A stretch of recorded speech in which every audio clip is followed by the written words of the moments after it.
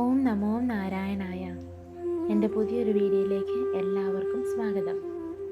ഇന്ന് വായിക്കുന്നത് ജടായു സംഗമം എന്ന ഭാഗത്തിലെ ഓരോ വരിയുടെയും അർത്ഥമാണ്. വഴിയുടെ മധ്യത്തിൽ ഒരു മലനിരയുടെ കൊടുമുടി പോലെ ഭീമാകാരനായൊരു ജീവിയെ രാമനും ലക്ഷ്മണനും കണ്ടു. അത് പക്ഷികളിൽ ശ്രേഷ്ഠനും വൃദ്ധനുമായ ജടായു ആയിരുന്നു. ആ കൂറ്റൻ രൂപം കണ്ട് ശ്രീരാമൻ വളരെ വലിയ അത്ഭുതം പ്രാപിച്ചു. വലിയ കോപത്തോടെ സുമിത്രാപുത്രനായ ലക്ഷ്മണനോട് പറഞ്ഞു, ഇവിടെ കിടക്കുന്നത് രാക്ഷസന്മാരിൽ പ്രമുഖനാണ്. മുനിമാരെ തിന്നുന്ന ഇവനെ നീ കണ്ടില്ലയോ സ്നേഹിത? നീ ഒട്ടും പേടിക്കേണ്ട, എൻ്റെ വില്ല് ഇങ്ങ് തരൂ. വൈകാതെ ഇപ്പോൾ തന്നെ ഞാൻ ഇവനെ വധിക്കാം. ലക്ഷ്മണനോട് രാമൻ ഇപ്രകാരം പറഞ്ഞത് കേട്ട് പക്ഷിശ്രേഷ്ഠനായ ജടായു ഭയത്തോട് സങ്കടപ്പെട്ട് പറഞ്ഞു, ഞാൻ അങ്ങയാൽ കൊല്ലപ്പെടേണ്ടവനല്ല. അങ്ങയുടെ പിതാവിൻ്റെ, അതായത് ദശരഥൻ്റെ ചെറുപ്പകാലം തൊട്ട് എന്തുമാത്രം പ്രിയപ്പെട്ട കൂട്ടുകാരനായിരുന്നു ഞാൻ എന്നങ്ങ് മനസ്സിലാക്കിയാലും അങ്ങേക്കും ഉപകാരമുള്ള കാര്യങ്ങളാണ് ഞാൻ ചെയ്തു വരുന്നത്. അങ്ങയുടെ ഭക്തനായ ഞാൻ, അതായത് ജടായു രാമൻ്റെ ഭക്തനാണെന്ന്, അങ്ങനെയുള്ള ഞാൻ വധിക്കപ്പെടേണ്ടവനല്ല. ഈ വാക്കുകൾ കേട്ടപ്പോൾ ശ്രീരാമൻ്റെ ഉള്ളിൽ ജടായുവിനോട് അതിയായ സ്നേഹം തോന്നി. ജടായുവിനെ സ്നേഹത്തോടെ ചേർത്തണച്ചു, അതായത് ആലിംഗനം ചെയ്തു, അനുഗ്രഹം നൽകുകയും ചെയ്തു. എങ്കിൽ ഞാൻ ഇരിക്കുന്നതിന് അടുത്ത് നീ കാവൽ നിൽക്കുക, എന്നെ സംരക്ഷിക്കുക. ഇനി ഒരു തരത്തിലുള്ള വിഷമവും നിനക്കുണ്ടാവുകയില്ല. ഞാൻ നിന്നെ സംശയിച്ചിരുന്നല്ലോ, ആ സംശയം ഇപ്പോൾ മാറി. കഷ്ടം. അതിനാൽ എൻ്റെ പ്രമുഖനായ സേവകനായി ഇനി മേലിൽ സങ്കടങ്ങളൊന്നുമില്ലാതെ ജീവിക്കുക. ഇപ്രകാരം അരുളി ചെയ്ത് എല്ലാവർക്കും പഞ്ചവടിയിൽ എത്തിച്ചേർന്നു. സീതയോടും ലക്ഷ്മണനോടും ഒപ്പം ശ്രീരാമൻ പഞ്ചവടിയിൽ പ്രവേശിച്ചു. ലക്ഷ്മണൻ മനോഹരമായൊരു പർണശാല, അതായത് ഇലകൾ കൊണ്ടുണ്ടാക്കിയ കുടിൽ നിർമ്മിച്ചു. ഇലകളും പൂക്കളും കൊണ്ട് മനോഹരമായ മെത്തയും തയ്യാറാക്കി. ഉത്തമമായ ഗംഗാനദിയുടെ വടക്കേ തീരത്ത് പുരുഷോത്തമനായി ശ്രീരാമൻ സീതാദേവിയോടുമൊത്ത് വസിച്ചു. വാഴ, പ്ലാവ്, മാവ് തുടങ്ങിയ എല്ലാത്തരം ഫലവൃക്ഷങ്ങളുമുള്ളതും ജനത്തിരക്കില്ലാത്തതുമായ കാട്ടിൽ രോഗഭയമില്ലാത്ത ആ ശുദ്ധ സ്ഥലത്ത് സീതാദേവിയെ സന്തോഷിപ്പിച്ചുകൊണ്ട് അയോധ്യയിൽ ജീവിക്കുന്നത് പോലെ തന്നെ ശ്രീരാമൻ കഴിഞ്ഞുകൂടി. പഴങ്ങളും കിഴങ്ങുകളും മറ്റ് ഭക്ഷണ സാധനങ്ങളും ലക്ഷ്മണൻ ദിവസേന അതീവ സന്തോഷത്തോടെ കൊണ്ടുവന്ന് നൽകും. രാത്രിയിൽ ഉറങ്ങാതെ വില്ലും അമ്പും ഏന്തി അവർക്ക് സംരക്ഷണമായി ഭക്തിയോടെ അഹങ്കാരമേതുമില്ലാതെ ലക്ഷ്മണൻ കാവൽ നിൽക്കും. സീതയെ നടുവിലാക്കി മൂവരും രാവിലെ ഗോദാവരി നദിയിൽ കുളിച്ച് അർഘ്യം തൂകി പ്രാർത്ഥിച്ച് മടങ്ങുമ്പോൾ ലക്ഷ്മണൻ കുടിക്കാനുള്ള വെള്ളവും ശേഖരിച്ച് കൊണ്ടുവരും. ഇത്തരത്തിൽ വളരെ സന്തോഷത്തോടെയും സ്നേഹത്തോടെയും അവർ കഴിയുന്ന കാലത്ത് ഒരു ദിവസം ഏകാന്തതയിൽ ലക്ഷ്മണൻ ശ്രീരാമദേവന്റെ തൃപ്പാദങ്ങളിൽ വന്നിച്ച് തികഞ്ഞ വിനയത്തോടെ പറഞ്ഞു, ഭഗവാനെ, എനിക്ക് മോക്ഷത്തിലേക്കുള്ള മാർഗം ഉപദേശിച്ചു തരണമേ. ഭക്തനായ എൻ്റെ അജ്ഞാനം, അതായത് അറിവില്ലായ്മ പൂർണ്ണമായും മാറുന്ന രീതിയിൽ ജ്ഞാനം, വിജ്ഞാനം, ഭക്തി, വൈരാഗ്യം എന്നിവയുടെ ലക്ഷണങ്ങളെല്ലാം എൻ്റെ മനസ്സിന് സന്തോഷം തരുന്ന രീതിയിൽ ഉപദേശിച്ചു തരണമേ. അങ്ങയല്ലാതെ വേറെ ഈ ലോകത്തിൽ കൃത്യമായ ഉപദേശം നൽകാൻ കഴിവുള്ളവരല്ല. ശ്രീരാമൻ അത് കേട്ട് ലക്ഷ്മണനോട് അപ്പോൾ തന്നെ സന്തോഷത്തോടെ കൃത്യമായി ഉപദേശിക്കുവാൻ തുടങ്ങി. എങ്കിൽ അതീവ രഹസ്യമായി ഉപദേശം ശ്രദ്ധിച്ചു കേട്ടാലും ഇത് കേൾക്കുന്ന മാത്രയിൽ തന്നെ മനസ്സിലെ എല്ലാവിധ സംശയങ്ങളും തെറ്റിദ്ധാരണകളും നീങ്ങിപ്പോകും. ആദ്യമായി ഞാൻ നിനക്ക് മായാസ്വരൂപത്തെക്കുറിച്ച് പറഞ്ഞു തരാം. അതിനുശേഷം സ്നേഹത്തോടെ ജ്ഞാനം നേടാനുള്ള വഴികൾ ഉപദേശിച്ചു തരാം. തുടർന്ന് അനുഭവജ്ഞാനത്തോടു കൂടിയ യഥാർത്ഥ അറിവിനെക്കുറിച്ചും പറഞ്ഞു തരാം. അറിയപ്പെടേണ്ടതായ ആത്മാവിൻ്റെ യഥാർത്ഥ രൂപത്തെക്കുറിച്ചും ഞാൻ പറഞ്ഞു തരാം. അറിഞ്ഞിരിക്കേണ്ട പരമാത്മാവിനെക്കുറിച്ച് മനസ്സിലാകുമ്പോൾ മായയുമായുള്ള ബന്ധവും അതിൻ്റെ ഫലങ്ങളും പൂർണ്ണമായി ഇല്ലാതാകും. ആത്മാവല്ലാത്ത ശരീരമടക്കമുള്ള മറ്റ് ഭൗതിക വസ്തുക്കളിൽ ഇതാണ് ആത്മാവ് എന്ന തരത്തിൽ 3 ലോകങ്ങളിലും തോന്നുന്ന തെറ്റായ ബോധം യാതൊന്നാണോ അത് മായ കാരണം സംഭവിക്കുന്നതാണ്. അത് ഉറപ്പാണ്. ആ മായ കാരണമാണ് ശരീരവുമായുള്ള ബന്ധവും ഐഹിക ജീവിതവും ഉണ്ടാകുന്നത്. മായയ്ക്ക് വിക്ഷേപം, ആവരണം എന്ന് പറയുന്നു. 2 ഭാവങ്ങളുണ്ടെന്ന് ലക്ഷ്മണ നീ മനസ്സിലാക്കുക.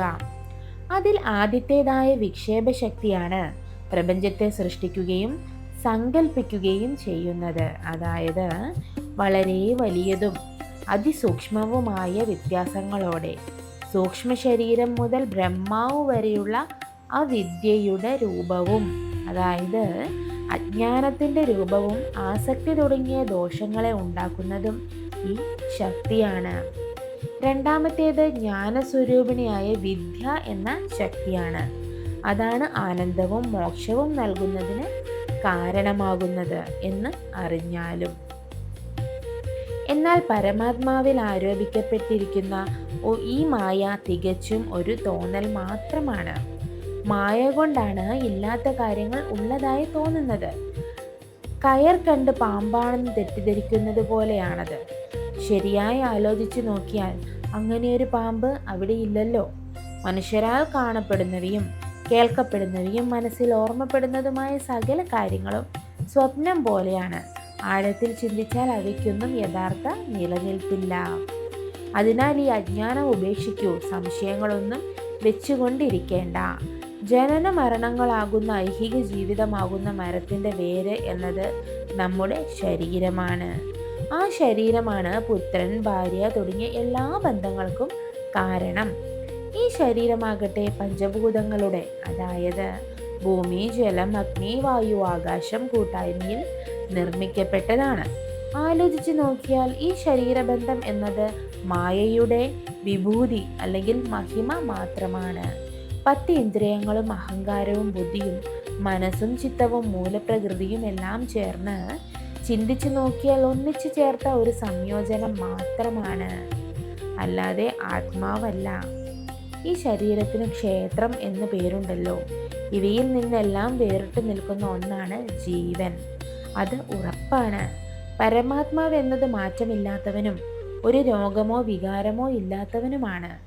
ജീവാത്മാവിൻ്റെ യഥാർത്ഥ സ്വരൂപത്തെ അറിയുവാനുള്ള ഉപാധികളും മാർഗങ്ങളും ലക്ഷ്മണ നീ കേട്ടാലും. ജീവാത്മാവെന്നും പരമാത്മാവെന്നും പറയുന്നത് ആലോചിച്ചു നോക്കിയാൽ കേവലം ഒരേ അർത്ഥം വരുന്ന പര്യായ പദങ്ങൾ മാത്രമാണെന്ന് മനസ്സിലാക്കുക. ഇവ രണ്ടും തമ്മിൽ യാതൊരു വ്യത്യാസവുമില്ല. രണ്ടും ഒന്നു തന്നെയാണ് എന്നതിൽ സംശയവുമില്ല. വ്യത്യാസമുണ്ടെന്ന് പറയുന്ന അജ്ഞാനികളായ ആളുകളാണ് അഹങ്കാരം, കപടം, ഹിംസ, കാമം, ആഗ്രഹം, കോപം എന്നിവ മനസ്സിൽ നിന്ന് ഉപേക്ഷിച്ച് എല്ലായ്പ്പോഴും സന്തോഷവാനായിരിക്കണം. മറ്റുള്ളവരുടെ നിന്ദയും അധിക്ഷേപവും തുല്യമായി കണ്ട് ക്ഷമിക്കുകയും ദേഷ്യവും കോപവും എല്ലാം ദിവസേന ഉപേക്ഷിക്കുകയും വേണം. ഭക്തിയോടെ ഗുരുവിനെ സേവിച്ചുകൊണ്ടും മനസ്സിൻ്റെയും ശരീരത്തിൻ്റെയും ശുദ്ധി കാത്തു സൂക്ഷിച്ചുകൊണ്ടും ദിവസവും ചെയ്യുന്ന നല്ല കാര്യങ്ങൾക്ക് ഒരു വീഴ്ചയും വരുത്താതെ സത്യത്തെ മാത്രം ആശ്രയിച്ച് ആനന്ദമുള്ളവനായി ഭവിക്കണം.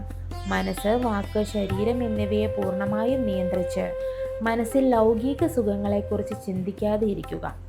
ജനനം, വാർദ്ധക്യം, മരണം എന്നിവയെക്കുറിച്ച് ഉള്ളിൽ ആലോചിക്കുകയും അഹങ്കാരമില്ലാതെ എല്ലാവരോടും സമഭാവന പുലർത്തുകയും വേണം. എല്ലാവരുടെയും ആത്മാവായ എന്നിൽ ഉറച്ച മനസ്സോടെയും എപ്പോഴും രാമ രാമ എന്ന നാമം ജപിച്ചുകൊണ്ട് കഴിയുക.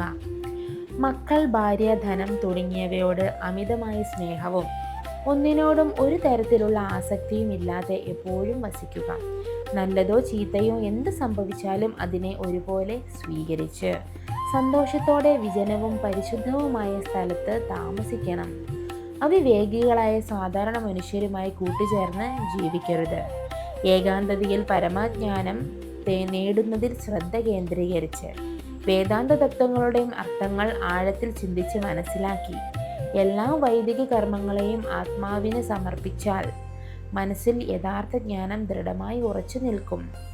മനസ്സിൽ മറ്റു യാതൊരു സംശയങ്ങളും ഇനി ഉണ്ടാകരുത്. ആത്മാവ് എന്താണെന്ന് നീ കേൾക്കാൻ ആഗ്രഹിക്കുന്നുവെങ്കിൽ കേട്ടോളൂ. ശരീരവും പ്രാണനും ബുദ്ധിയും അഹങ്കാരവും ഒന്നും ആത്മാവല്ല. മനസ്സും മറ്റ് ഇന്ദ്രിയങ്ങളും ഒന്നും ആത്മാവല്ല. ഇവയിൽ നിന്നെല്ലാം മുകളിലാണ് ആത്മാവ്. അതിരുകളോ അളവുകളോ ഇല്ലാത്ത പരമാത്മാവ് ഇവയിൽ നിന്നെല്ലാം തികച്ചും വേറെയാണ്. ആത്മാവെന്നാൽ ചൈതന്യ സ്വരൂപനും പരിശുദ്ധനും കണ്ണുകൾക്ക് അദൃശ്യനും ജ്ഞാനസ്വരൂപനുമാണ്. അത് എന്ന് പറയുന്നത് തത് പരമാത്മാവ് ഇവിടെ ഞാൻ തന്നെയാണ്. ജ്ഞാനം കൊണ്ട് മാത്രമേ അതിനെ കൃത്യമായി കണ്ടറിയാൻ സാധിക്കൂ. ഭഗവാനായ എന്നെ കാണിച്ചു തരുന്ന വസ്തു തന്നെയാണ് ജ്ഞാനം. അനുഭവാത്മാവായ അറിവിലൂടെയാണ്, അതായത് വിജ്ഞാനത്തിലൂടെയാണ് യഥാർത്ഥ ജ്ഞാനം ഉദിക്കുന്നത്. ഞാൻ ഇതാണ് എന്ന തിരിച്ചറിവിന് അതാണ് പ്രധാന മാർഗമാകുന്നത്. ആത്മാവ് എവിടെയും പരിപൂർണനായി നിൽക്കുന്നവനും ആനന്ദ സ്വരൂപനുമാണ്. എല്ലാ സത്തങ്ങൾക്കും ഉള്ളിലായി തികച്ചും വേറിട്ട് നിൽക്കുന്നവനാണ് അവൻ. അവൻ ഒരുവനാണ്, നാശമില്ലാത്തവനാണ്, പരമനാണ്, പ്രപഞ്ചം മുഴുവൻ നിറഞ്ഞു നിൽക്കുന്നവനാണ്. യോഗികളുടെയും ഈശ്വരനും ജനനമില്ലാത്തവനും എല്ലാവർക്കും ആധാരമായവനും എന്നാൽ തനിക്ക് മറ്റൊരു ആധാരവുമില്ലാത്തവനുമാണ്. നിത്യം, സത്യം, ജ്ഞാനം തുടങ്ങിയ ലക്ഷണങ്ങളോടുകൂടിയ ബ്രഹ്മസ്വരൂപനാണ്. ബുദ്ധിയുടെയും ഉപാധികളിൽ നിന്നെല്ലാം വേറിട്ട് നിൽക്കുന്നവനും മായയ്ക്ക് അതീതനുമാണ്. ഏകാഗ്രതയുള്ള യോഗികൾക്ക് ജ്ഞാനം കൊണ്ട് മാത്രമേ അതിനെ പ്രാപിക്കുവാൻ സാധിക്കൂ. ഗുരുവര്യൻ്റെയും ശാസ്ത്രങ്ങളുടെയും ഉപദേശത്തിലൂടെ ലഭിക്കുന്ന ഒന്നാണ് ആ ജ്ഞാനം. ജീവാത്മാവിൻ്റെയും പരമാത്മാവിൻ്റെയും സംയോഗത്തിന് തടസ്സമാകുന്ന വിദ്യ ആത്മാവിൽ കാര്യകാരണങ്ങളോടൊപ്പം ലയിച്ച് ഇല്ലാതാകുമ്പോഴുള്ള അവസ്ഥയാണ് മുക്തി അല്ലെങ്കിൽ മോക്ഷം എന്ന് പറയുന്നത്. ഈ ലയനങ്ങൾക്കെല്ലാം അതീതമായി വേറിട്ട് നിൽക്കുന്ന ആത്മാവ് ഒന്നു മാത്രമാണ്. ജ്ഞാനം, വിജ്ഞാനം, വൈരാഗ്യം എന്നിവയോട് കൂടിയതും ആനന്ദകരവുമായ മോക്ഷരൂപത്തെ ഇതുപോലെ ഉള്ളതുപോലെ വിവരിക്കാനും മനസ്സിലാക്കുവാനും തക്കതായ ബോധമുള്ളവർ ഈ ലോകത്തിൽ വളരെ അപൂർവമാണ്. എന്നോട് ഭക്തിയില്ലാത്തവർക്ക് ഇത് മനസ്സിലാകാൻ വളരെ പ്രയാസവുമാണ്. എൻ്റെ ഭക്തി കൊണ്ട് മാത്രമേ മോക്ഷം ലഭിക്കുകയുള്ളൂ. കണ്ണുകളുണ്ടെങ്കിൽ രാത്രിയിലെ ഇരുട്ട് വഴി കാണാൻ തൻ്റെ മുന്നിൽ ഒരു വിളക്കിൻ്റെ വെളിച്ചമുണ്ടായിരിക്കണം. എങ്കിൽ മാത്രമേ ശരിയായ വഴി കണ്ടുപിടിക്കുവാൻ സാധിക്കൂ. അതുപോലെ തന്നെ ശ്രീരാമനായ എന്നോട് ഭക്തി ഉണ്ടെങ്കിൽ മാത്രമേ സത്യം വെളിപ്പെടുകയുള്ളൂ. ഭക്തനായ വ്യക്തിയുടെ ഉള്ളിൽ ആത്മാവ് വ്യക്തമായി പ്രകാശിക്കും, തീർച്ച. ആ ഭക്തി ഉണ്ടാകാനുള്ള കാരണങ്ങൾ എന്തൊക്കെയാണെന്ന് നീ കേട്ടോളൂ.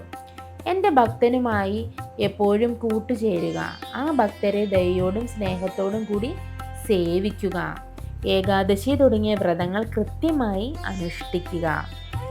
മനസ്സിനൊരു തടസ്സവുമില്ലാതെ അവ ചെയ്തു പോരുക. ഭഗവാനെ പൂജിക്കുക, വന്ദിക്കുക, മനസ്സാ ധ്യാനിക്കുക. ദാസ്യഭാവം പുലർത്തുക. ബ്രാഹ്മണർക്കും സജ്ഞാനകൾക്കും നല്ല ഭക്ഷണം നൽകുക. എൻ്റെ കഥകൾ സന്തോഷത്തോടെ വായിക്കുകയും കേൾക്കുകയും ചെയ്യുക. എൻ്റെ ഗുണങ്ങളെയും നാമങ്ങളെയും എപ്പോഴും കീർത്തിക്കുക. എപ്പോഴും ഇപ്രകാരം ജീവിക്കുന്ന ആളുകൾക്ക് ഇടവിടയില്ലാതെ ഭക്തി മനസ്സിലുണ്ടാകും. അതായത് നിശ്ചലമായ ഭക്തി ഉണ്ടാകും. ഭക്തി വർദ്ധിച്ചു വന്നാൽ പിന്നെ വേറൊന്നും നേടേണ്ടതായിട്ടില്ല. ഉത്തമന്മാരിൽ ഉത്തമരായിട്ടുള്ള ആളുകൾ വരേണ്ടതുമില്ല. ഭക്തിയുള്ള വ്യക്തിക്ക് വിജ്ഞാനവും ജ്ഞാനവും വൈരാഗ്യവും പെട്ടെന്ന് തന്നെ ലഭിക്കും. അതിലൂടെ മോക്ഷവും കൈവരും. നിന്റെ ചോദ്യങ്ങൾക്ക് അനുസൃതമായ ഈ മോക്ഷമാറ്റം ഞാൻ പറഞ്ഞു തന്നതാണ്. ഇത് നീ മനസ്സിൽ നന്നായി ഉറപ്പിച്ച് നിർവഹിക്കുക. അതീവ രഹസ്യമായത് മറ്റാരോടും പറയേണ്ടതല്ലാത്ത ഒന്നാണ്. അതിനാൽ എൻ്റെ ഭക്തന്മാർക്കല്ലാതെ മറ്റാർക്കും ഇത് ഉപദേശിച്ചു കൊടുക്കരുത്. എന്നാൽ അവൻ ഭക്തനാണെങ്കിൽ അവൻ ചോദിച്ചില്ല എങ്കിൽ പോലും അവനിൽ വിശ്വാസമുള്ളതുകൊണ്ട് ഇതെല്ലാം അവനോട് പറയേണ്ടതുണ്ട്.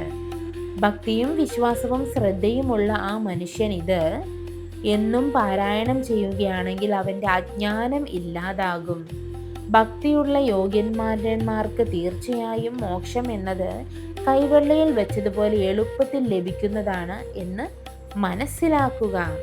ഇപ്രകാരം ലക്ഷ്മണനോട് ഉപദേശിച്ചതിനു ശേഷം അല്പസമയം കഴിഞ്ഞ് ഗോദാവരി തീരത്തെ വലിയ കാട്ടിൽ പഞ്ചവടിയിൽ മനോഹരമായ ഭൂമിയിലൂടെ സഞ്ചരിച്ചുകൊണ്ടിരുന്ന ജനനസ്ഥലത്ത് താമസിച്ച രാക്ഷസിയായ ആഗ്രഹിക്കുന്ന രൂപം സ്വീകരിക്കാൻ കഴിയുന്നവളും സൗന്ദര്യത്താൽ മയക്കുന്നവളുമായ ശൂർപ്പണഖ ശ്രീരാമനെ കണ്ടു. താമര, കൊടി, വജ്രായുധം, അങ്കുശ തുടങ്ങിയ അടയാളങ്ങൾ പതിഞ്ഞ മനോഹരമായ തൃപ്പാദങ്ങൾ അപ്പോൾ ആ പാദസ്വരം കണ്ട് മോഹിതയായതുകൊണ്ട് കൗതുകത്തോടെ അവൾ ശ്രീരാമന്റെ ആശ്രമത്തിനുള്ളിലേക്ക് പ്രവേശിച്ചു. 1000 സൂര്യന്മാർ ഒരുമിച്ച് പ്രകാശിക്കുന്നത് പോലെ ശോഭിക്കുന്ന ശ്രീരാമനെയും സൂര്യവംശജാതനും സംസാരാവസ്ഥയിൽ ഭയങ്ങളെ ഇല്ലാതാക്കുന്നവനും ഉത്തമനും മനുഷ്യവീരനും മനസ്സിനെ മോഹിപ്പിക്കുന്നവനും മായാസ്വരൂപനും കാമദേവന് തുല്യനായവനും വിഷ്ണു സ്വരൂപനും മധുവെന്ന അസുരനെ വധിച്ചവനുമായ ഭഗവാനെ സീതാദേവിയോടൊപ്പം വസിക്കുന്നത് കണ്ടപ്പോൾ അവൾ കാമദേവന്റെ അമ്പുകളാൽ അതീവ കാമപീഡിതയായി മാറി. മനോഹരമായ വേഷം ധരിച്ച് പുഞ്ചിരിയോടെ ലക്ഷ്മീപതിയായി ശ്രീരാമനോട് അവൾ മെല്ലെ പറയാൻ തുടങ്ങി. ഹേ സുന്ദര, അങ്ങ് ആരാണ്? ആരുടെ മകനാണെന്നും ഇവിടെ വന്നെത്താനുള്ള യഥാർത്ഥ കാരണം എന്താണെന്നും ജടയും മരവുരിയും ഒക്കെ ധരിക്കുവാനുള്ള കാരണം എന്താണെന്നും എന്തിനാണ് ഈ സന്യാസി വേഷം സ്വീകരിച്ചതെന്നും പറയൂ. അതിനു മുമ്പ് എൻ്റെ യഥാർത്ഥ വിവരങ്ങൾ ഞാൻ പറയാം. അത് കേട്ട് കഴിഞ്ഞ് നിനക്ക് എന്നോട് കൂടുതൽ കാര്യങ്ങൾ ചോദിക്കാമല്ലോ. രാക്ഷസ രാജാവായ രാവണന്റെ സഹോദരിയാണ് ഞാൻ. എൻ്റെ പേര് ശൂർപ്പണഖ എന്നാണ്. വിചാരിക്കുന്ന രൂപം സ്വീകരിക്കാൻ കഴിയുന്നവളുമാണ് ഞാൻ. ഗരൻ, ദൂഷൻ, ത്രിശിരസ് എന്നിവരാണ് എൻ്റെ സഹോദരങ്ങൾ. അവരുടെ അടുത്ത് ജനസ്ഥാനത്താണ് ഞാൻ എപ്പോഴും താമസിക്കുന്നത്. അങ്ങ് ആരാണെന്ന് ഞാൻ ഇതുവരെ മനസ്സിലാക്കിയിട്ടില്ല. അതിനാൽ ഹേ കരുണാനിധേ, അങ്ങയുടെ സത്യാവസ്ഥ എന്നോട് പറഞ്ഞാലും. സുന്ദരി, നീ കേട്ടോളൂ. ഞാൻ അയോധ്യയിലെ രാജാവായ ദശരഥന്റെ മകനാണ്. എൻ്റെ പേര് രാമൻ എന്നാണ്. ഇതാ നിൽക്കുന്ന ഇവൾ എൻ്റെ ഭാര്യയാണ്, ജനകരാജാവിൻ്റെ മകളായ സീത. ഹേ ഭാഗ്യവതി, ഇവൻ എൻ്റെ അനുജനായ ലക്ഷ്മണനാണ്. എന്നാൽ ഹേ മനോഹരി, നിനക്ക് എന്നിൽ നിന്ന് എന്താണ് ആവശ്യം? നിന്റെ മനസ്സിലുള്ള ആഗ്രഹം ഒരു മടിയും കൂടാതെ പറയൂ. രാമൻ പറഞ്ഞത് കേട്ടപ്പോൾ ആ രാക്ഷസി പറഞ്ഞു, നീ എൻ്റെ കൂടെ വന്ന് എന്നോടൊപ്പം സുഖമായി ജീവിക്കണം. നിന്നെ പിരിഞ്ഞു പോകാൻ എനിക്ക് സാധിക്കില്ല. അതിനാൽ നീ ഒട്ടും വൈകാതെ എന്നെ ഭാര്യയായി സ്വീകരിക്കണം. ഇത് കേട്ട് സീതാദേവിയെ ഒന്ന് നോക്കി പുഞ്ചിരിച്ചുകൊണ്ട് മാനവവീരനായ ശ്രീരാമൻ അവളോട് പറഞ്ഞു, ഞാനിവിടെ തപസ്വിയുടെ വേഷം ധരിച്ച് ഓരോ കാടുകൾ തോറും എപ്പോഴും അലഞ്ഞു തിരിയുന്നവനാണ്. ഈ കാണുന്ന സീത എൻ്റെ ധർമ്മപത്നിയുമാണ്. എൻ്റെ മനസ്സ് വെച്ച് നോക്കിയാൽ ഞാൻ ഇവളെ ഒരിക്കലും ഉപേക്ഷിക്കുകയുമില്ല. നിനക്കാണെങ്കിൽ സപ്തതി ദുഃഖം, മറ്റൊരു ഭാര്യയോടൊപ്പം ജീവിക്കേണ്ടി വരുന്ന സങ്കടം അനുഭവിക്കേണ്ടിയും വരും. അത് കഷ്ടമാണ്. ആ സങ്കടം സഹിക്കാൻ മാത്രം നീ പ്രാപ്തയല്ല. എൻ്റെ അനുജനായ ലക്ഷ്മണൻ അതീവ സുന്ദരൻ മനോഹരനുമാണ്. ഗുണങ്ങൾ കൊണ്ടും സൗന്ദര്യം കൊണ്ടും നീ ലക്ഷ്മി ദേവിയോട് തുല്യാണല്ലോ. അതിനാൽ നിങ്ങൾ രണ്ടുപേരും തമ്മിലാണ് ഏറ്റവും അനുയോജ്യമായ ചേർച്ച. അതും ഉറപ്പാണ്. അവന് നിന്നോട് വലിയ സ്നേഹവും തോന്നും. നല്ല സ്വഭാവമുള്ളവനും നിനക്ക് എല്ലാ വിധത്തിലും ചേർന്നവനാണ് അവൻ. അതിനാൽ നീ വൈകാതെ അവൻ്റെ അടുത്ത് നിന്ന് കാര്യം പറയൂ. രാമൻ പറഞ്ഞത് കേട്ട മാത്രയിൽ അവൾ ലക്ഷ്മണന്റെ അടുത്തേക്ക് പോയി തന്റെ ഭർത്താവാകണമെന്ന് അവനോട് അപേക്ഷിച്ചു. അപ്പോൾ ലക്ഷ്മണനും അവളോട് ചിരിച്ചുകൊണ്ട് പറഞ്ഞു, എന്റെ യഥാർത്ഥ വിവരങ്ങൾ ഞാൻ നിന്നോട് പറയാം. രാജാവായ ശ്രീരാമന്റെ ദാസനായ സേവകനാണ് ഞാൻ. ഹേ ഭാഗ്യവതി, അതിനാൽ നീ ഒരു ദാസന്റെ ദാസിയാവാൻ ഒട്ടും യോഗ്യയല്ലല്ലോ. അതിനാൽ നീ ചെന്ന് അഖിലാണ്ട നായകനായ ശ്രീരാമനോട് നിന്റെ വംശമഹാത്മ്യത്തെക്കുറിച്ചും സ്വഭാവത്തെക്കുറിച്ചും പറയുക. എന്നാൽ അപ്പോൾ തന്നെ ശ്രീരാമൻ നിന്നെ സ്വീകരിച്ചുകൊള്ളും, സംശയമേയില്ല. എന്ന് കേട്ടപ്പോൾ രാവണ സഹോദരിയായ ശൂർപ്പണഖ വീണ്ടും രഘുകുല നായകനായ ശ്രീരാമനോട് പറഞ്ഞു, നീ എന്നെ ഭാര്യയായി സ്വീകരിക്കുന്നതാണ് നിനക്ക് നല്ലത്. നിനക്ക് ഒരു തരത്തിലുള്ള വിഷമവും ഇനി ഉണ്ടാവുകയുമില്ല. ഹേ രാജാവേ, മലകളിലും കാടുകളിലും ഗ്രാമങ്ങളിലും ദേശങ്ങളിലുമെല്ലാം എൻ്റെ കൂടെ സഞ്ചരിച്ച് ഓരോ സുഖഭോഗങ്ങളും നമുക്ക് പരസ്പരം ആസ്വദിച്ച് ജീവിക്കാം. ഇപ്രകാരം അവൾ പറഞ്ഞത് കേട്ടപ്പോൾ ശ്രീരാമദേവൻ അവളോട് ഉത്തരം അരുളി ചെയ്തു. ഒറ്റയ്ക്ക് ജീവിക്കുന്ന എനിക്ക് എന്നെ പരിപാലിക്കാനും ശുശ്രൂഷിക്കുവാനും ഒരു സ്ത്രീ വേണമായിരുന്നു. അതിന് എനിക്കിപ്പോൾ സീതയുണ്ടല്ലോ. എൻ്റെ അനുജനായ ലക്ഷ്മണന് ശുശ്രൂഷിക്കാൻ ഒരു സ്ത്രീ വേണമെന്ന് നിശ്ചയിച്ചിരിക്കുന്ന ഈ സമയത്താണ് നിന്നെ കണ്ടുകെട്ടിയത്. ഒന്ന് കൊതിച്ചാൽ ദൈവം വഴിയൊരുക്കും. അതിനാൽ ഇനി നിന്നെ അവൻ ഭാര്യയായി സ്വീകരിച്ചു കൊള്ളും. ആ കാര്യത്തിൽ യാതൊരു സംശയവുമില്ല. അതിനാൽ സമയം കളയാതെ വേഗം അവന്റെ അടുക്കിലേക്ക് ചെല്ലൂ. അവൻ പെട്ടെന്ന് നിന്റെ കൈ പിടിച്ച് സ്വീകരിച്ചു കൊള്ളും. ശ്രീരാമന്റെ വാക്കുകൾ കേട്ട് രാവണ സഹോദരി മനസ്സിൽ സങ്കടത്തോടും വിഷമത്തോടും കൂടെ വേഗത്തിൽ ലക്ഷ്മണന്റെ അടുത്തേക്ക് ചെന്ന് അപേക്ഷിച്ചപ്പോൾ ആ കുമാരനായ ലക്ഷ്മണൻ പറഞ്ഞു, എന്നോട് വെറുതെ ഇങ്ങനെയൊന്നും പറയണ്ട. നിന്റെ മേൽ എനിക്ക് ഒരു ആഗ്രഹവുമില്ലെന്ന് നീ മനസ്സിലാക്കുക. നീ വീണ്ടും രാജാവായ രാമനോട് തന്നെ പറയൂ. അത് കേട്ട് അവൾ വീണ്ടും ശ്രീരാമന്റെ അടുത്തേക്ക് പോയി പലവിധ ആഗ്രഹങ്ങളോടെ ഭർത്താവാകാൻ അപേക്ഷിച്ചു. കാമവും എന്നാൽ ആഗ്രഹം സാധിക്കാത്തത് കൊണ്ടും വലിയ ദേഷ്യവും അമിതമായ പ്രേമവും തളർച്ചയും കൊണ്ട് ആ രാക്ഷസി അപ്പോൾ താൻ എടുത്ത സുന്ദര രൂപം മാറി കറുത്ത അഞ്ജനമല പോലെ കൂറ്റൻ ശരീരവും ഭയാനകമായ കൊമ്പുകളും ഉള്ള യഥാർത്ഥ രാക്ഷസ രൂപം സ്വീകരിച്ചു. ഭയം ജനിപ്പിച്ചുകൊണ്ട് സീതാദേവിയെ ആക്രമിക്കാൻ അടുത്തേക്ക് വന്നപ്പോൾ അത് കണ്ട് പരിഭ്രമത്തോടെ ശ്രീരാമൻ അവളെ തടഞ്ഞു നിർത്തിയ സമയം ബാലനായ ലക്ഷ്മണൻ അത് കണ്ട് പെട്ടെന്ന് കുതിച്ചു ചാടി വന്ന് വാളുറയിൽ നിന്നും വാൾ ഊരിയെടുത്ത് അവളുടെ കാതും സ്തനങ്ങളും മൂക്കുമെല്ലാം വെട്ടിമാറ്റിയപ്പോൾ അവൾ വലിയ ശബ്ദത്തിൽ അലറി വിളിച്ചു കരഞ്ഞു. ആ ഭയാനക ശബ്ദം കൊണ്ട് ലോകം മുഴുവൻ മാറ്റൊലി കൊണ്ടു.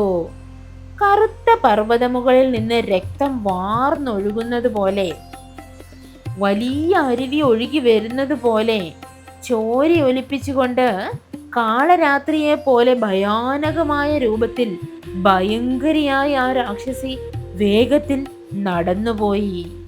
ഇനി രാവണൻ ഇങ്ങോട്ട് വരുവാൻ വഴിയൊരുങ്ങി എന്ന് ദേവദേവനായ ശ്രീരാമൻ ഉള്ളിൽ നിശ്ചയിച്ചു തൃപ്തനായി.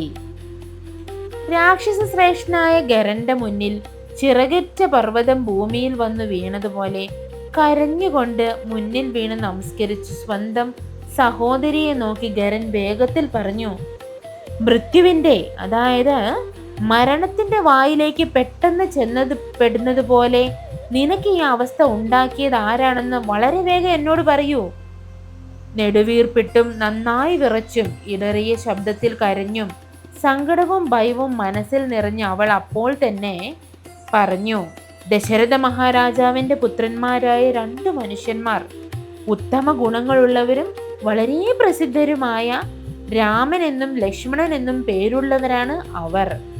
കൂടെ സീത എന്നു പേരുള്ള ഒരു സുന്ദരിയായ ഭാര്യയുണ്ട്. ജ്യേഷ്ഠന്റെ അതായത് രാമന്റെ ആജ്ഞയാൽ ഭീകരനായ അനുജൻ ലക്ഷ്മണൻ വാളുകൊണ്ട് എൻ്റെ കാതും മൂക്കും എല്ലാം വെട്ടിമാറ്റി. ധീരനായ നീ ആ രാജലക്ഷ്മണനോട് വധിച്ച് എൻ്റെ ദാഹം തീരാൻ അവരുടെ ചോര എനിക്ക് കുടിക്കാൻ തരണം. പച്ചമാംസവും തിന്ന് രക്തവും കുടിച്ച് എനിക്ക് ആശ്വാസം ലഭിക്കും.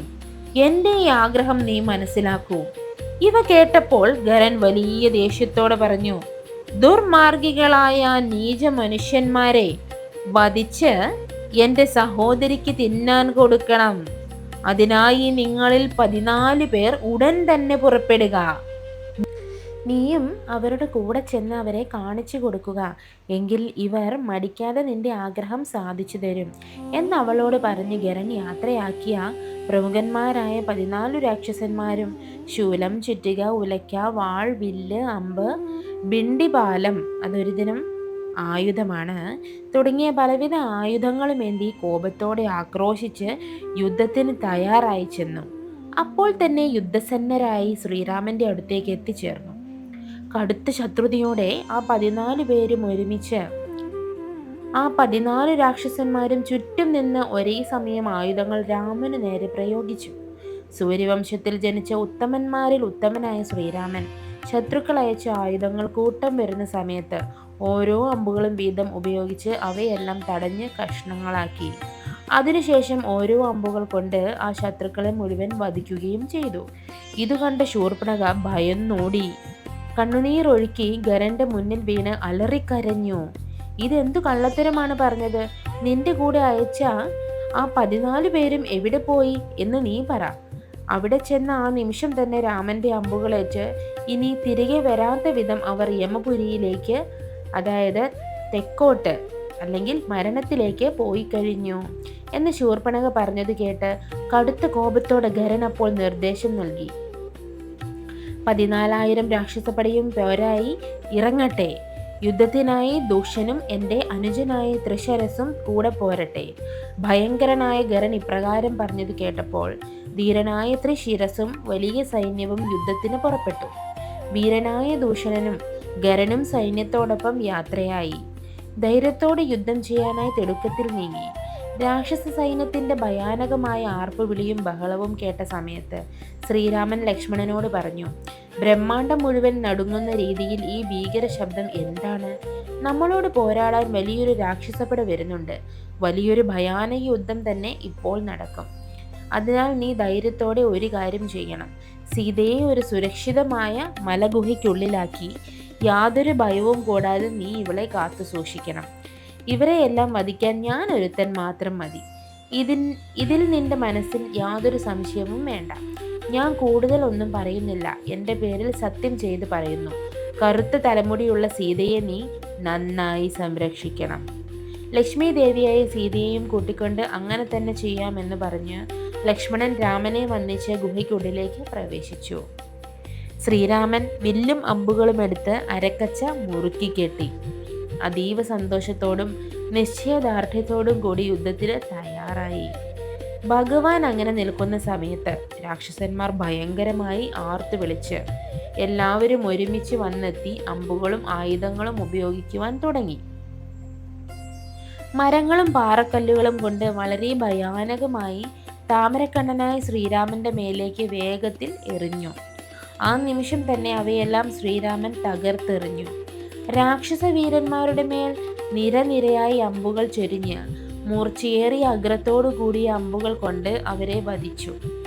മുന്നിലേക്ക് വന്നെത്തിയ രാക്ഷസ സൈന്യത്തെയും ഇങ്ങനെ നശിപ്പിച്ച് അപ്പോൾ ഉഗ്രനായ സേനാപതി ദൂഷണൻ ഭയങ്കരമായ പ്രതാപിയായ ശ്രീരാമനോട് യുദ്ധത്തിനായി അടുത്തേക്ക് വന്നു. അവൻ അമ്പുകൾ ചൊരിഞ്ഞതും രഘുവരനായ ശ്രീരാമൻ വേഗത്തിൽ അമ്പുകളെല്ലാം തടുത്ത് പൊടിയാക്കി കളഞ്ഞു.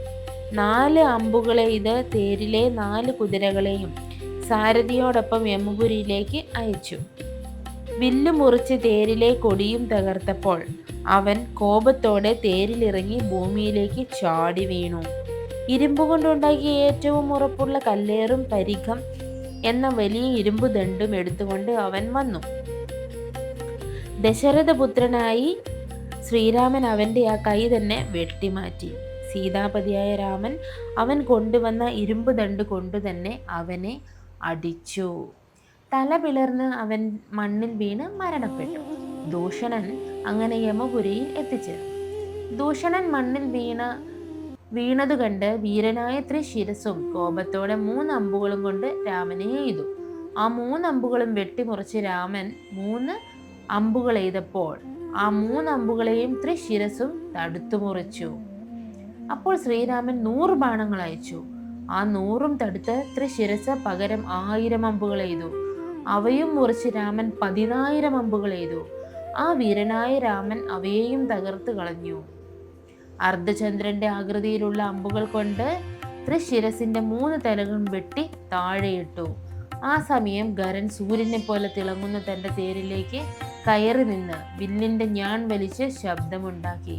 ശ്രീരാമൻ നേരെ അന്ന് അമ്പുകൾ ചൊരിഞ്ഞു. ഒന്നൊന്നായി അമ്പുകൾ എയ്ത് രാമൻ അവയെല്ലാം വെട്ടിമുറിച്ചു. ശ്രീരാമൻ ഗരന്റെ ബാണങ്ങൾ കൊണ്ട് ഭൂമിയും ആകാശവും കാണാൻ പറ്റാത്ത വിധം അമ്പുകൾ നിറഞ്ഞു. ഭയങ്കരമായ ശ്രീരാമൻ വില്ലിന്റെ പിടിഭാഗത്ത് അമ്പെയ്ത് ഗരൻ ആ വില്ല് വേഗത്തിൽ പൊട്ടിച്ചു കളഞ്ഞു. രാമന്റെ കവചവും തകർത്തു. അമ്പുകൾ കൊണ്ട് ഭഗവാന്റെ ശരീരവും ഇടയില്ലാത്ത വിധം മുറിവേൽപ്പിച്ചു. ഇത് കണ്ടു നിന്ന മുനിമാരും ദേവന്മാരും വലിയ സങ്കടത്തോടെ അയ്യോ കഷ്ടം കഷ്ടം എന്ന് പറഞ്ഞുപോയി. ശ്രീരാമൻ വിജയിക്കട്ടെ വിജയിക്കട്ടെ എന്ന് ഭയത്തോടെയും ദേവന്മാരും തപസ്വികളും പ്രാർത്ഥിച്ചു. ആ സമയത്ത് അഗസ്ത്യമുനിയുടെ കൈവശമുണ്ടായിരുന്നതും പണ്ട് ഇന്ദ്രൻ അദ്ദേഹത്തിന് സൂക്ഷിക്കാൻ കൊടുത്തതുമായ വില്ല് ശ്രീരാമന്റെ തൃക്കൈകളിൽ പ്രത്യക്ഷമായി. അത് എത്രയും ആശ്ചര്യകരം തന്നെ. ശ്രേഷ്ഠമായ ആ വൈഷ്ണവ ധനുസ് വിഷ്ണുവിന്റെ വില്ല് കയ്യിലേന്തി ഭഗവാൻ നിൽക്കുന്ന സമയം ദിക്കുകളിലെല്ലാം നിറഞ്ഞു നിൽക്കുന്ന വൈഷ്ണവ തേജസ് ഉൾക്കൊണ്ട നിലയിലാണ് രാമചന്ദ്രനെ അപ്പോൾ കാണപ്പെട്ടത്.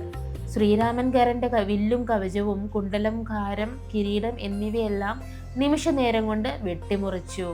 സാരഥിയെ കൊന്ന് കുതിരകളെയും തേരുകളെയും തകർത്ത് ശ്രീരാമൻ അടുത്തേക്ക് ചെന്ന സമയത്ത് ഗരൻ വേഗത്തിൽ മറ്റൊരു തേരിലേക്ക് കയറി നിന്നു. ശ്രീരാമൻ ആ തേരും അപ്പോൾ തന്നെ പൊട്ടിച്ചു കളഞ്ഞു. പിന്നീട് ഗദയും എടുത്ത് ഗരൻ വേഗത്തിൽ അടുത്തേക്ക് വന്നു. ശ്രീരാമൻ അമ്പുകൾ കൊണ്ട് ആ ഗദയെയും തകർത്തു. കടുത്ത ദേഷ്യത്തോടെ ഗരൻ വീണ്ടും മറ്റൊരു തേരിലേക്ക് കയറി നിന്ന് ദിവ്യാസ്ത്രങ്ങൾ പ്രയോഗിക്കുവാൻ തുടങ്ങി. ഗരൻ ഭയങ്കരമായ അഗ്നേയാസ്ത്രം എയ്തപ്പോൾ ശ്രീരാമൻ വരുണാസ്ത്രം കൊണ്ട് യാതൊരു ആയാസവുമില്ലാതെ തടുത്തു.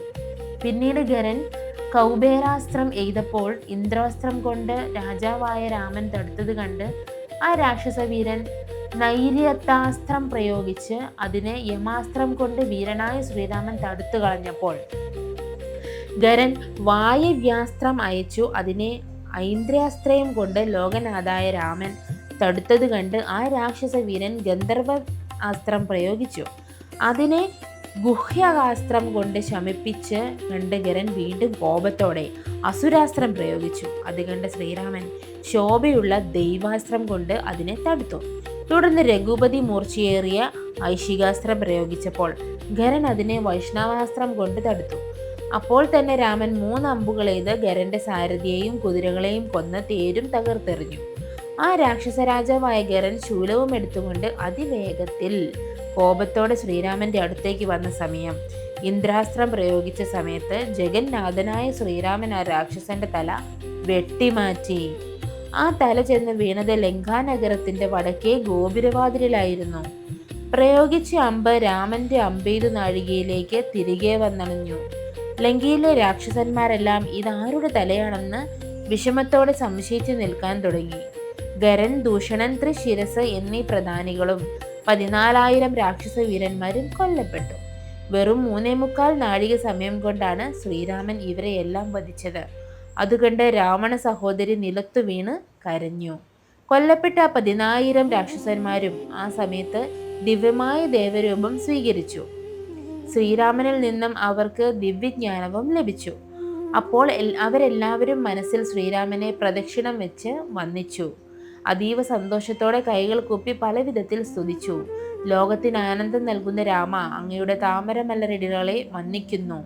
ഭക്തരുടെ പാവങ്ങളെയെല്ലാം നശിപ്പിക്കുന്നവനും ആഗ്രഹങ്ങൾ നൽകുന്നവനുമായ ഹേ സർവീശ്വര, ദയാസമുദ്രമേ രഘുപതി, ഹേ ലക്ഷ്മിപതി, ഞങ്ങളുടെ മനസ്സ് എപ്പോഴും അങ്ങയിൽ തങ്ങി നിൽക്കണമേ. അങ്ങയുടെ പാദപത്മങ്ങളെ നിത്യവും ധ്യാനിച്ച മുനിമാർ ജന്മമരണങ്ങളാകുന്ന സങ്കടങ്ങളെ ഒഴിവാക്കുന്നത്. പണ്ട് ഞങ്ങൾ പരമശിവനെ തപസ് ചെയ്ത് സന്തോഷിപ്പിച്ചപ്പോൾ അവിടുന്ന് ഞങ്ങളുടെ മുന്നിൽ പ്രത്യക്ഷപ്പെട്ടു. ഞങ്ങളുടെ സംശയങ്ങളെല്ലാം തീർത്ത് ജന്മമരണങ്ങളാകുന്ന പ്രപഞ്ചമാകുന്ന വൃക്ഷത്തെ വെട്ടിമാറ്റുന്ന കോടാലിയായി അങ്ങ് മാറണമേ എന്ന് ഞങ്ങൾ മഹാദേവനോട് പ്രാർത്ഥിച്ചു. അതിന് പരമേശ്വരൻ അപ്പോൾ ഞങ്ങൾക്ക് മറുപടി നൽകി, നിങ്ങൾ ഇനി രാക്ഷസന്മാരായി ജന്മമെടുക്കും. ഭൂമിയിൽ ഞാനും രാമനായി അവതരിക്കും. രാക്ഷസ ശരീരമുള്ള നിങ്ങളെ വധിച്ച് ഞാൻ നിങ്ങൾക്ക് മോക്ഷം നൽകും, അതിൽ യാതൊരു സംശയവുമില്ല എന്ന് പരമേശ്വരൻ അങ്ങനെ അരുളി ചെയ്തതുകൊണ്ട് ആ മഹാദേവൻ തന്നെയാണ് ഈ രഘുപതി എന്ന് ഞങ്ങൾ ഉറപ്പിച്ചു കഴിഞ്ഞു. ഞങ്ങൾക്ക് ജ്ഞാനോപദേശം നൽകി മോക്ഷം തന്നരുളേണമേ. ആനന്ദസ്വരൂപനായ ഭഗവാനെ നാഥ എന്ന് അവർ അപേക്ഷിച്ച ആ സമയത്ത് ശ്രീരാമദേവൻ മന്ദഹാസത്തോടെ സന്തോഷപൂർവ്വം ഭഗവാൻ അരുളി ചെയ്തു, ശരീരം, ഇന്ദ്രിയങ്ങൾ, മനസ്സ്, പ്രാണം, അഹങ്കാരം മുതലായവയ്ക്കൊക്കെ സാക്ഷിയായി നിലകൊള്ളുന്നവനാണ് പരമാത്മാവ്. ജാഗ്രത്, സ്വപ്നം തുടങ്ങിയ അവസ്ഥാഭേദങ്ങൾക്കെല്ലാം അപ്പുറത്ത് സാക്ഷിയായിരിക്കുന്ന ഒരേ ഒരു സച്ചിദാനന്ദ സ്വരൂപമാണ് പരബ്രഹ്മം. ബാല്യം, കൗമാരം മുതലായവയും വരുന്നതും പോകുന്നതുമായ കാലമാറ്റങ്ങൾക്കും മീതെ സാക്ഷിയായി നിലകൊള്ളുന്ന പരമാത്മാവാണ് ആനന്ദ സ്വരൂപനായ പരബ്രഹ്മം തന്നെയാണ്. ആ പരമപദത്തെ ധ്യാനിക്കുമ്പോൾ മോക്ഷം പ്രാപിക്കും. ഇപ്രകാരം ഉപദേശം നൽകി അവർക്ക് മോക്ഷവും പ്രസാദിച്ച് ദേവദേവനും ജഗത് കാരണമായ ദശരഥപുത്രൻ ശ്രീരാമൻ 3.25 നാഴിക സമയം കൊണ്ട് വധിച്ചു. 14,000 വരുന്ന രാക്ഷസ സൈന്യത്തെ വേഗത്തിൽ. സൗമിത്രിയായ ലക്ഷ്മണൻ സീതാദേവിയോടൊപ്പം തിരിച്ചെത്തി. ശ്രീരാമചന്ദ്രന്റെ പാദങ്ങളിൽ വീണ് നമസ്കരിച്ചു. ആയുധങ്ങളേറ്റുള്ള മുറിവുകളാൽ മുറിപ്പെട്ട ഭർത്താവിന്റെ ശരീരം കണ്ട് കണ്ണുനീർ വാർത്തുകൊണ്ടാണ് ജനകപുത്രിയായ സീത പതുക്കെ തൃക്കൈകൾ കൊണ്ട് തലോടി രാമന്റെ വേദന ശമിപ്പിച്ചു. ഭഗവാന്റെ ശരീരത്തിലെ മുറിവുകളും വടുകളും പൂർണ്ണമായി മാറ്റിക്കൊടുത്തു. രാക്ഷസ വീരന്മാർ മരിച്ചു വീണ് കിടക്കുന്നത് കണ്ട് ലക്ഷ്മണൻ തന്റെ മനസ്സിൽ വളരെ ആശ്ചര്യം കൂറി. ഇനിയിപ്പോൾ രാവണന്റെ വരവിന് വഴിയൊരുങ്ങി എന്ന് ദേവദേവനായ ഭഗവാൻ ശ്രീരാമൻ ചിന്തിച്ചു. പിന്നീട് ലക്ഷ്മണനെ തന്നെ ഉടൻ നിയോഗിച്ചു, നീ ചെന്ന് മുനിശ്രേഷ്ഠന്മാരോട് പറയണം, യുദ്ധം ചെയ്ത വിവരവും ഗരൻ, ദൂഷൻ, ത്രിശിരസ് എന്നിവർ 14,000 രാക്ഷസന്മാരുമൊത്ത് മരിച്ചു മോക്ഷം പ്രാപിച്ച കാര്യവും തപസ്വികളോട് അറിയിച്ചിട്ട് നീ വരിക. പാപനാശകനായ ശ്രീരാമൻ പറഞ്ഞയച്ചതിനെ തുടർന്ന് സുമിത്രാപുത്രനായ ലക്ഷ്മണൻ തപസ്വികളോട് കാര്യങ്ങൾ പറഞ്ഞു. ശത്രുനാശകനായ ഗരൻ മരിച്ച വിവരങ്ങൾ കേട്ടപ്പോൾ ഇനി വൈകാതെ തന്നെ ദേവന്മാരുടെയും ഞങ്ങളുടെയും ശത്രുക്കളായ രാക്ഷസന്മാർ മുഴുവൻ നശിച്ചുകൊള്ളുമെന്ന് മുനിമാർ ഉറപ്പിച്ചു. മുനിമാരെല്ലാവരും കൂടി ആലോചിച്ച് നിർമ്മിച്ചു ഉണ്ടാക്കിയ രാക്ഷസന്മാരുടെ മായകൾ ഏൽക്കാതിരിക്കുവാനായി ശ്രീരാമനും സീതയും ലക്ഷ്മണനും വേണ്ടി ഒരു മോതിരവും ചൂടാരത്നവും ദിവ്യ കവചവും ശരീരത്തിൽ അണിയുവാനായി അവർ അതെല്ലാം കൊടുത്തയച്ചു. ലക്ഷ്മണൻ ആ 3 സമ്മാനങ്ങളും കൊണ്ടുവന്ന ഉടൻ തന്നെ ശ്രീരാമന് തൃപ്പാദങ്ങളിൽ വെച്ച് ഭക്തിയോടെ വന്ദിച്ചു. താമരക്കണ്ണനായ ശ്രീരാമൻ അതിൽ നിന്നും മോതിരമെടുത്ത് തന്റെ വിരലിൽ അണിഞ്ഞു. ചൂടാരത്നവും പിന്നീട് സീതാദേവിക്ക് നൽകി. ദിവ്യ കവചമാകട്ടെ തന്റെ സഹോദരനായ ലക്ഷ്മണൻ അണിയാനായി നൽകുകയും ചെയ്തു. തുടർന്ന് രാവണന്റെ സഹോദരിയായ ശൂർപ്പണഖ വിങ്ങിപ്പുണഞ്ഞു കരഞ്ഞുകൊണ്ട് രാവണനോട് സങ്കടങ്ങൾ പറയുവാനായി യാത്രയായി. സാക്ഷാൽ കറുത്ത അഞ്ജനമല വീണതുപോലെ ശൂർപ്പണഖയും രാക്ഷസ രാജാവായ രാവണന്റെ മുന്നിൽ വീണ് നിലവിളിച്ചു. മുലയും മൂക്കും കാതുകളും എല്ലാം വെട്ടിമാറ്റപ്പെട്ട് ചോരയൊഴുകുന്ന അവസ്ഥയിൽ അലറിക്കരയുന്ന സഹോദരിയോട് രാവണൻ പറഞ്ഞു, മോളെ, ഇതെന്താണ് സംഭവിച്ചത്? സത്യാവസ്ഥ എന്നോട് പറഞ്ഞാലും. നിനക്ക് ഈ വൈര്യരൂപം സംഭരിക്കാൻ എന്താണ് ഉണ്ടായത്? ഇന്ദ്രനോ യമനോ വരുണനോ കുബേരനോ ഈ ദുഷ്കൃത്യം ചെയ്തത്? ആരായാലും അവനെ ഞാൻ കൊന്നൊടുക്കും. സത്യം പറയൂ എന്ന് രാവണൻ ചോദിച്ചപ്പോൾ അവൾ പറഞ്ഞു, നീ അത്രയ്ക്കും മൂഢനും അഹങ്കാരിയും മദ്യപാനത്തിൽ മുഴുകിയിരിക്കുന്നവനുമാണ്. സ്ത്രീകൾക്ക് വശപ്പെട്ടവനും അതിശക്തമായ ദുർഭാഷയുമുള്ളവനുമാണെന്ന് അറിയുന്നില്ലേ? പിന്നെ എന്തിനാണ് നിന്നെ വെറുതെ രാജാവെന്ന് വിളിക്കുന്നത്? ചാരുമാറിലൂടെ വിവരങ്ങൾ അറിയുവാനുള്ള കണ്ണോ യുക്തിവിചാരമോ നിനക്കില്ല. എപ്പോഴും സ്ത്രീകളുടെ സേവയും തപ്പിയും കിടക്കുകയാണ് നീ അറിഞ്ഞില്ലേ ഗരനും ദൂഷനും ത്രിശിരസും 14,000 രാക്ഷസപ്പടയും ഒരുമിച്ച് നശിച്ചുപോയ കാര്യം? വെറും അരനാഴിക സമയം കൊണ്ട് രാമൻ തന്റെ അമ്പുകൾ കൊണ്ട് അവയെല്ലാം അടിച്ചൊതുക്കി നശിപ്പിച്ചു. ഓർക്കുമ്പോൾ എത്ര കഷ്ടം. ഇത് കേട്ട് 10 തലയുള്ള രാവണൻ ചോദിച്ചു, ഈ രാമൻ എന്ന് പറയുന്നവൻ ആരാണെന്ന് എന്നോട് പറയൂ. ഇവരെയൊക്കെ കൊല്ലാൻ അവൻ എന്താണ് കാരണമെന്നും പറയൂ. എന്നാൽ അവനെ ഞാൻ യമപുരിക്ക് അയക്കാം. സഹോദരിയായ ശൂർപ്പണഖ കേട്ട കാര്യങ്ങൾ രാവണനോട് പറഞ്ഞു. രാക്ഷസ രാജാവേ, യഥാർത്ഥ സംഭവം കേട്ടുകൊള്ളൂ. ഞാനൊരു ദിവസം ജനസ്ഥാനമാകുന്ന ഈ പ്രദേശത്ത് സന്തോഷമായി സ്വതന്ത്രമായി സഞ്ചരിക്കുന്ന സമയത്ത് കാട്ടിലൂടെ നടന്ന് ഗോദാവരി നദിയുടെ തീരത്ത് എത്തിച്ചേർന്നു. അവിടെ സന്തോഷത്തോടെ പഞ്ചവടി കണ്ടുകൊണ്ട് നിൽക്കുന്ന സമയത്ത് അവിടുത്തെ ആശ്രമത്തിൽ വെച്ച് ലോകപ്രസിദ്ധനായ രാമനെ ഞാൻ കണ്ടു. ദശരഥപുത്രനായ രാമൻ ജടയും മരവുരിയും ധരിച്ച് വില്ലും അമ്പുകളും എന്തി അതീവ തേജസ്സോടെ തപസ്വിയുടെ വേഷത്തിലും തന്റെ ധർമ്മപത്നിയോടും സഹോദരനും ലക്ഷ്മണനോടുമൊപ്പം ആദരവോടെ ഇരിക്കുന്ന സമയത്ത് ഞാനും അവരുടെ അടുത്തേക്ക് ചെന്നു. ശ്രീരാമന്റെ കൂടെ വസിക്കുന്ന ആ സ്ത്രീയെ കണ്ടാൽ ആ രീതിയിൽ സൗന്ദര്യമുള്ള മറ്റൊരു സ്ത്രീയും ഈ ലോകത്തില്ല. ദേവഗന്ധർവ നാഗ മനുഷ്യ സ്ത്രീകളുടെ കൂട്ടത്തിൽ ഇതുപോലൊരു സുന്ദരിയെ തീർച്ചയായും കാണാനോ കേൾക്കാനോ സാധിക്കില്ല. ലക്ഷ്മി ദേവിയും പാർവതിയും സരസ്വതിയും ഇന്ദ്രാണിയും മറ്റു ദേവസ്ത്രീകളും സമൂഹമെല്ലാം സൗന്ദര്യത്തിൽ അവളോട് തോറ്റ് നാണിച്ച് ഒളിച്ചു പോകും. അവളെ ശരിയായി കാണുമ്പോൾ കാമദേവന് പോലും ദേവതയാണവൾ എന്ന് തോന്നിപ്പോകും. അവളുടെ ഭർത്താവാകുന്ന പുരുഷനാണ് ലോകത്തിലെ നാഥൻ എന്ന് സങ്കല്പിക്കാം. ഇപ്പോൾ അതിൽ ആർക്കും യാതൊരു സംശയവുമില്ല. നിന്നെപ്പോലുള്ളവനാണ് അവളുടെ ഭർത്താവാകാൻ ഏറ്റവും യോഗ്യൻ എന്ന് കരുതി അവളെ ഇങ്ങോട്ട് കൂട്ടിക്കൊണ്ടുവരാൻ ഞാൻ തീരുമാനിച്ചു. അപ്പോൾ എൻ്റെ മുലയും മൂക്കും കാതും വെട്ടിമാറ്റി. ലക്ഷ്മണൻ കോപത്തോടെ ശ്രീരാമന്റെ ആജ്ഞപ്രകാരം ഈ വിവരങ്ങൾ ഞാൻ ചെന്ന് ഗരനോട് അറിയിച്ചു. കേട്ടോ, ശൂർപ്പണഖ നുണ പറഞ്ഞു രാവണനോട്. യുദ്ധത്തിനായി ആ രാക്ഷസൈന്യത്തോടൊപ്പം അവൻ വലിയ ദേഷ്യത്തോടെ ചെന്ന് രാമനോട് പോരാടിയ സമയം വെറും 3.25 നാഴിക കൊണ്ട് രാമൻ അവരെയെല്ലാം കൊന്നൊടുക്കി. രാമനോട് പിണങ്ങിയാൽ ലോകത്തെ മുഴുവൻ അവൻ നിമിഷ നേരം കൊണ്ട് ഭസ്മമാക്കും. ആ രാമന്റെ പരാക്രമം ഓർത്തു നോക്കിയാൽ അത്ഭുതം തന്നെ. തിളങ്ങുന്ന കണ്ണുകളുള്ള ജാനകി ദേവി ഇപ്പോൾ നിന്റെ ഭാര്യയായി തീരുകയാണെങ്കിൽ നിനക്ക് ജന്മസഫലം ലഭിക്കും. അവളെ നിന്റെ അടുക്കൽ എത്തിക്കാൻ കഴിയുന്ന തരത്തിൽ നീ എന്തെങ്കിലും ശ്രമം ചെയ്യുകയാണെങ്കിൽ വളരെ നന്നായിരിക്കും. നിന്റെ മിടുക്കുകളെല്ലാം താമരക്കണ്ണിയായ ആ സീതയുടെ മടിത്തട്ടിൽ ജീവിക്കുന്നതിലൂടെ സഫലമാകൂ. ഹേ രാക്ഷസ രാജാവേ, നേരിട്ട് രാമനോട് എതിർത്ത് നിൽക്കാൻ നിനക്ക് ശക്തി തികയില്ല. രാമൻ പോരാടുമ്പോൾ സാക്ഷാൽ ശിവന് പോലും അവന്റെ മുന്നിൽ എതിർത്തു നിൽക്കുവാൻ കഴിയില്ല. അതിനാൽ വഞ്ചനാപരമായ വല്ല മായയും ഉപയോഗിച്ച് ആ രാജകുമാരന്മാരെ മോഹിപ്പിച്ച് ആ സുന്ദരിയായ സീതയെ ഇവിടെ എത്തിക്കുകയേ വഴിയുള്ളൂ. സഹോദരിയുടെ വാക്കുകൾ ഇപ്രകാരം കേട്ട ശേഷം ആദരവുള്ള വാക്കുകളെ അവളെ വേഗത്തിൽ ആശ്വസിപ്പിച്ചു. സ്വന്തം അന്തപുരത്തിലെ മണിയറയിലേക്ക് പ്രവേശിക്കുവാൻ അലട്ടുന്ന ചിന്തകൾ കാരണം ഒട്ടും ഉറക്കം വന്നില്ല രാവണന്. ഓർക്കും തോറും ഇത് എത്രയും ആശ്ചര്യമായ ഒരു കാര്യം തന്നെയാണ്. ഒരു സാധാരണ മനുഷ്യനാൽ 3.25 നാഴിക സമയം കൊണ്ട് മഹാശക്തനായ രാക്ഷസ ശ്രേഷ്ഠൻ ഗരനും യുദ്ധസാമർഥ്യമേറെയുള്ള അവന്റെ 2 സഹോദരന്മാരും 14,000 രാക്ഷസ പടയാളികളും കൊല്ലപ്പെട്ടു പോലും. അതിനാൽ രാമൻ ഒരു സാധാരണ മനുഷ്യനല്ല എന്നത് തീർച്ചയായും വ്യക്തമാണ്. ഭക്തരോട് വാത്സല്യമുള്ളവനും താമരക്കണ്ണനുമായ ഭഗവാൻ, മോക്ഷം നൽകുന്ന ഏകമൂർത്തിയും ഭക്തർക്ക് മുക്തി നൽകാൻ ആഗ്രഹിക്കുന്നവനുമായ വിഷ്ണു തന്നെയാണ് അവൻ. പണ്ട് ബ്രഹ്മാവ് പ്രാർത്ഥിച്ച കാരണത്താലാണ് ഇന്ന് ഭൂമിയിൽ രഘുവംശത്തിൽ മനുഷ്യനായി ജനിച്ചിരിക്കുന്നത്.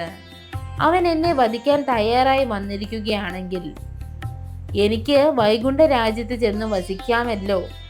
ഇനി അതല്ലെങ്കിൽ എന്നും രാക്ഷസ രാജ്യം ഭരിക്കുകയും ചെയ്യാം.